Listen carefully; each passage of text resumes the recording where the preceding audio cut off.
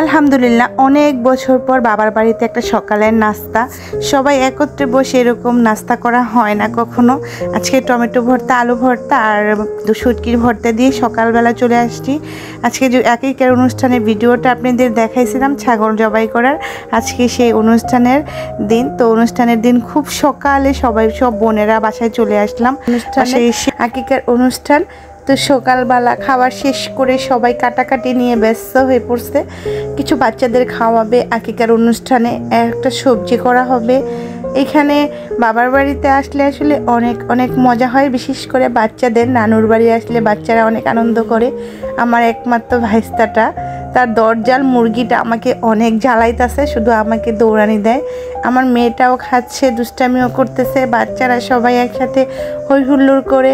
আমিও একটু কাজ করতেছি, এখানে সবজি করবে, তো সবজির জন্য যে মাংসটা ওটা ছুটাইতে হবে, ওটা আমি একটু কাজ করে দিতেছি। সবাই মিলে একসাথে অনেক দিন পরে হলাম, মনে হয় কয়েক বছর পর বোনের মেয়েরা আমরা সবাই একসাথে হলাম। কয়েক বছর মানে কি অনেক বছর পর। আর ভাই আমাকে শিখিয়ে দিতেছিল, আমি পারতেছিলাম না, এভাবে করতে হয়।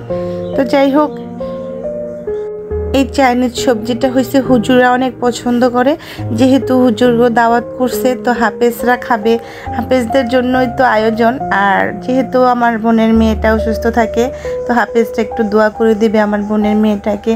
আর সবাই আমার বোনের মেয়েটার জন্য দোয়া করবেন, ও সবসময় অসুস্থ থাকে। আমিও শিখে করে ফেলতে পারতেছি। এটা চাইনিজ সবজির জন্য মাংস ঝুরা করা। এই মাংসটা ঝুরা করে চাইনিজ সবজিতে দিলে নাকি অনেক টেস্ট হয়। আসলে আমি চাইনিজ সবজি কখনো করিও নাই, আর এটা পারিও না, তো ওই জন্য একটু শিখাই নিলাম। আর কারা কারা এই চাইনিজ সবজিটা রান্না করেন অবশ্যই জানাবেন। অনেকগুলো আইটেম হবে আজকে। এই যে এখানে গরুর মাংস কষা হচ্ছে, আজকে যা কিছু হবে সব কষা করে, মানে একদম মাখা করে রান্না করা হবে। তো গরুর মাংস রান্না করা হয়ে গেছে ফাইনালি। তো ভাইয়ার আমি একটু চেটে চেক করে নিলাম যে ঠিকঠাক হয়েছে কিনা।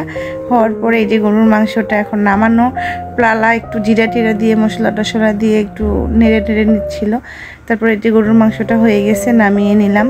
গরুর মাংসর পরে এখানে হয়েছে আবার আপনার মুরগির মাংস, সব কিছু মাখায় বসাইতেছিল আপু, সব কিছু মাখায় দিতেছিল, আর একজন রান্না করতেছিল। আমরা 4 বোন একসাথে হইলাম, আর একজন আসতে পারে নাই, ওনার একটা বাবু হয়েছে ছোট্ট।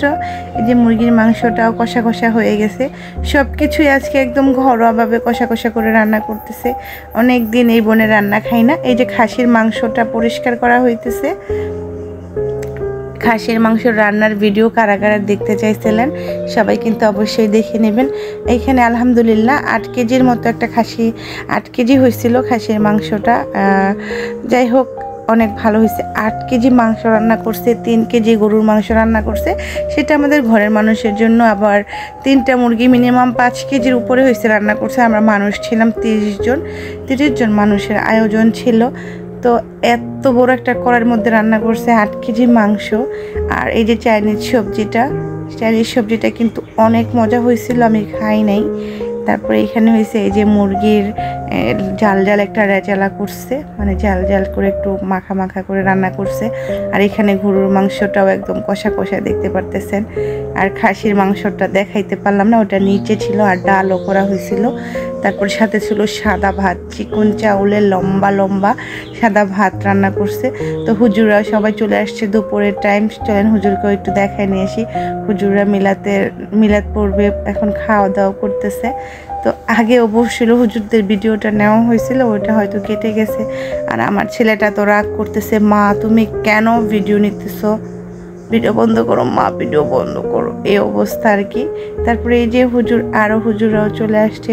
তারপরে আমরাও খাওয়া দাওয়া করতেছি সবাই একসাথে, অনেক ভালো।